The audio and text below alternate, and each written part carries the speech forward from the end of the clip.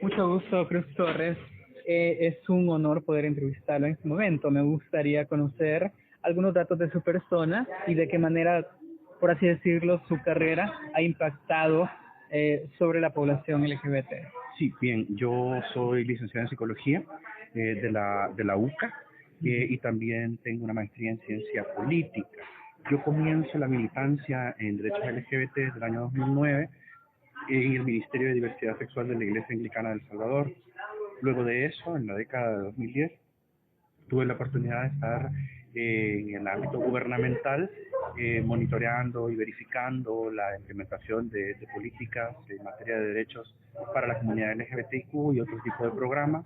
Llegué también hasta eh, el acompañamiento pastoral del Ministerio de Diversidad y actualmente me dedico a ser consultor en materia de diversidad, equidad e inclusión en las organizaciones privadas, empresas privadas, y también en el acompañamiento de casos de jóvenes expulsados de sus hogares por razones de orientación sexual o identidad de género, la discriminación en sus hogares desde nuestro programa anglicano Centro Santa Marta. Por supuesto, me parece bien. Estamos en el contexto del mes por la despatologización, ¿verdad?, de la identidad de género trans, ¿verdad?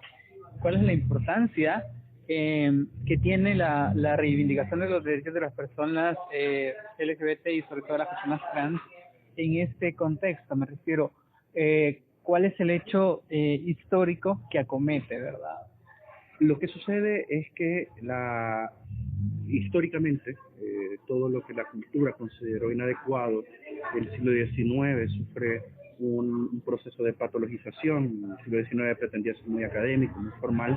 Surgen grandes ramas de la ciencia y de la medicina, y es cuando da su aparecimiento la psicología y la psiquiatría como tales, y comienzan enlistando todo lo que consideraban inadecuado como enfermedades mentales. Y el siglo XX, con el avance de la ciencia y de estas ciencias en concreto, la psicología y la psiquiatría, hay muchos elementos que se consideraron enfermedades mentales que fueron siendo despatologizados paulatinamente.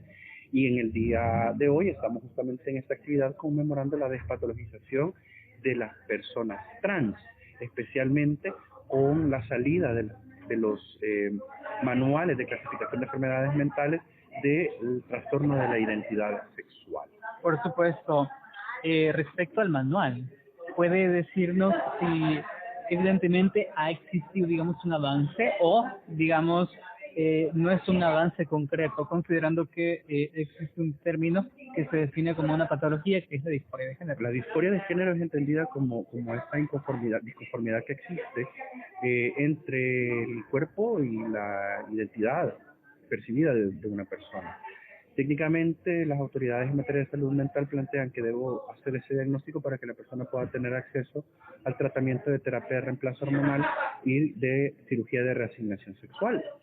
Sin embargo, el término es problemático porque algunos profesionales lo utilizan para patologizar la identidad de género de la persona y no darle el acceso a un tratamiento de adaptación, sino para su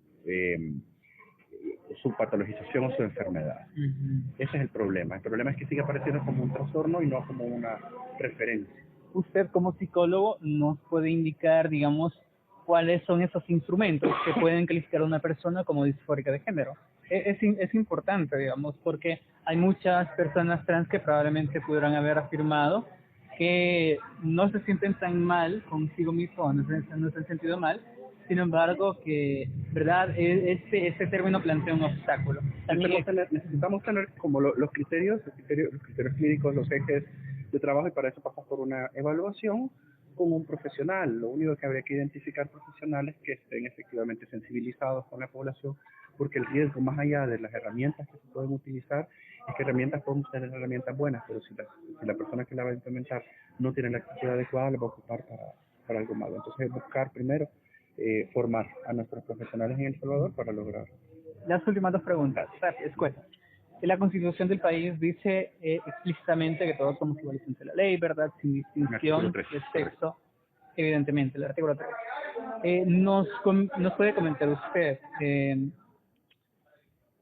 Sin embargo, ha existido una falta de adaptación, ¿verdad?, a la sociedad de los términos trans, o evidentemente a las identidades trans, un desconocimiento cuando existen propuestas de ley para integrarlas, ¿verdad? Evidentemente hay grupos sociales que niegan, ¿verdad?, esta incorporación de forma dolosa o de forma culposa, por desconocimiento, ¿verdad? Me pregunto yo, ¿es necesario readecuar, verdad, la legislación salvadoreña para las personas trans?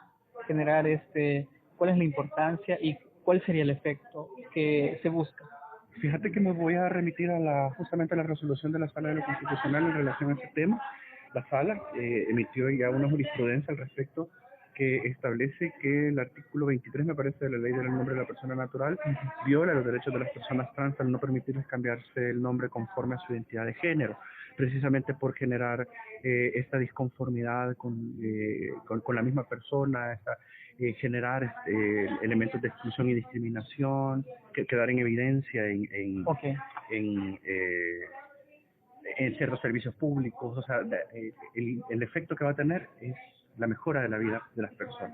Por otra parte, la identidad de género no está legislada. Existe una propuesta de ley que nunca ha sido aprobada. Y hay una resolución de sala. Entonces el paso está solo de darse. Ya. Perfecto.